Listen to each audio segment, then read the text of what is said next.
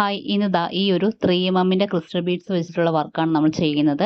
പിന്നെ ഇത് silver fuse wear ആണ്. എൻ്റെ കയ്യിൽ ഗോൾഡൻ ഫ്യൂസ് വെയർ ഇല്ലായിരുന്നു. നിങ്ങൾ ഗോൾഡൻ ഫ്യൂസ് വെയർ തന്നെ എടുക്കുക. പിന്നെ ഇത് ഈ ഒരു ഗോൾഡൻ ചെയിൻ ഞാൻ എടുത്തിട്ടുണ്ട്. ഈ ഒരു ലെങ്ത്തിൽ ബ്രേസ്ലെറ്റിന്റെ ലെങ്ത്തിൽ ഞാൻ മുറിച്ചെടുത്തിട്ടുണ്ട്. നമുക്ക് ആദ്യം ഒരു ബ്രേസ്ലെറ്റ് ഉണ്ടാക്കി നോക്കാം. പിന്നെ ഈ ഒരു എച്ച് ഷേപ്പ് ഹുക്ക്, പിന്നെ ജംപ് റിങ്. അപ്പോൾ ഇത്രയും കാര്യങ്ങളാണ് ഞാൻ എടുത്തിട്ടുള്ളത്. പിന്നെ ഈ 2 ടൂൾസ് എടുത്തിട്ടുണ്ട്. പ്രസ്സിംഗ് പ്ലെയറും റൗണ്ട് നോസ് പ്ലെയറും എടുത്തിട്ടുണ്ട്. അപ്പം നമുക്ക് സ്റ്റാർട്ട് ചെയ്യാം. അപ്പം ഞാൻ ഈ ഒരു ഫ്യൂസ് വെയറിലേക്ക് ഈ ക്രിസ്റ്റൽ ബീഡ്സ് ഉപയോഗിച്ചിട്ട് ഹാങ്ങിങ് ഉണ്ടാക്കാൻ പോവുകയാണ്. വീഡിയോയിൽ കാണിച്ചിരിക്കുന്നത് പോലെ ഹാങ്ങിങ് ഉണ്ടാക്കിയെടുക്കുക. നമുക്ക് എത്രത്തോളം ഹാങ്ങിങ്ങുകൾ വേണോ അത്രയും ഇതേപോലെ ഉണ്ടാക്കിയെടുക്കുക.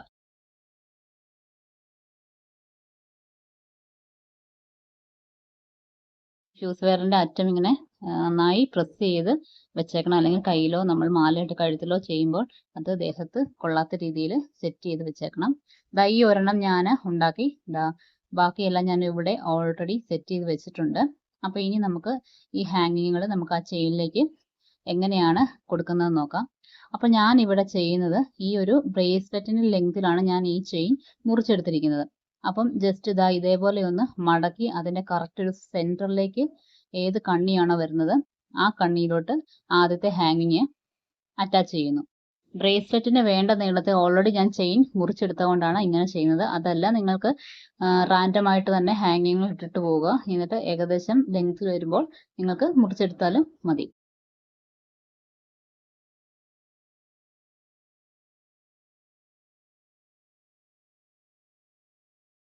ഇതേപോലെ ഒന്ന് അറ്റാച്ച് ചെയ്ത് കൊടുത്തിട്ടുണ്ട്. അതിനുശേഷം നമുക്ക് ഇരുവശത്തേക്കും കറക്റ്റ് എണ്ണത്തിൽ കൃത്യമായിട്ട് ഹാങ്ങിങ്ങുകൾ ഇട്ടിട്ട് പോകാം.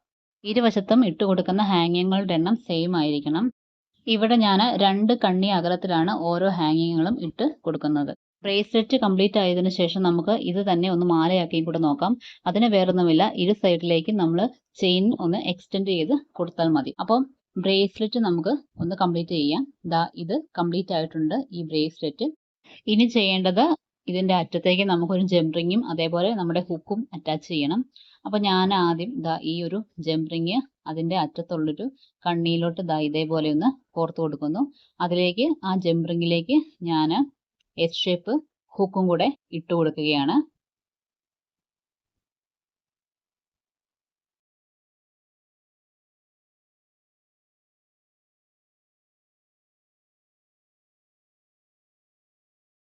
അപ്പോൾ നമ്മുടെ ബ്രേസ്ലെറ്റിൻ്റെ പണി ഇവിടെ കഴിഞ്ഞിരിക്കുകയാണ്.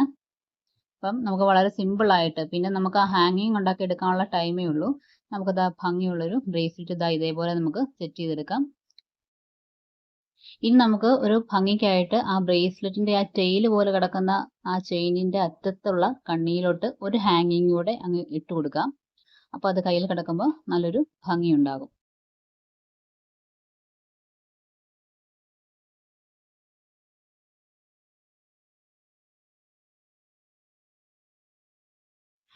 ഇതേപോലെ ഇട്ട് കൊടുക്കുക.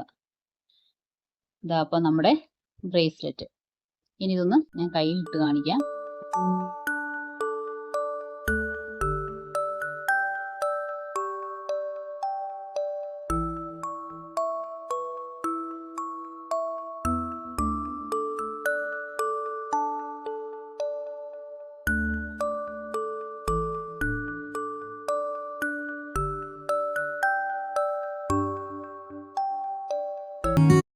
ഇവിടെ ഞാൻ നേരത്തെ സൂചിപ്പിച്ചതുപോലെ സിൽവർ ഫ്യൂസ് വയർ ആണ് യൂസ് ചെയ്തിരിക്കുന്നത്. നിങ്ങളത് ഗോൾഡൻ ചെയ്യുവാണെങ്കിൽ നന്നായിരിക്കും. കാരണം ചെയിൻ ഇവിടെ ഗോൾഡൻ യൂസ് ചെയ്തിരിക്കുന്നത്. ഇതിൽ ക്രിസ്റ്റൽ ബീഡ്സ് ആയതുകൊണ്ട് സിൽവർ യൂസ് ചെയ്തിട്ടും വൃത്തികേടൊന്നും തോന്നുന്നില്ല. അപ്പം ഇനി നമുക്ക് ഇതിൻ്റെ തന്നെ മാല ഒന്ന് സെറ്റ് ചെയ്ത് കാണിക്കാം. ഇത് കണ്ടോ, ഇതുപോലെയാണ് മാല ഞാൻ സെറ്റ് ചെയ്തിരിക്കുന്നത്. വേറൊന്നുമില്ല, സൈഡിലെ ചെയിൻ കുറച്ചും കൂടെ നീളത്തിൽ അറ്റാച്ച് ചെയ്ത് എക്സ്റ്റെൻഡ് ചെയ്ത് കൊടുത്തിട്ടുണ്ട്.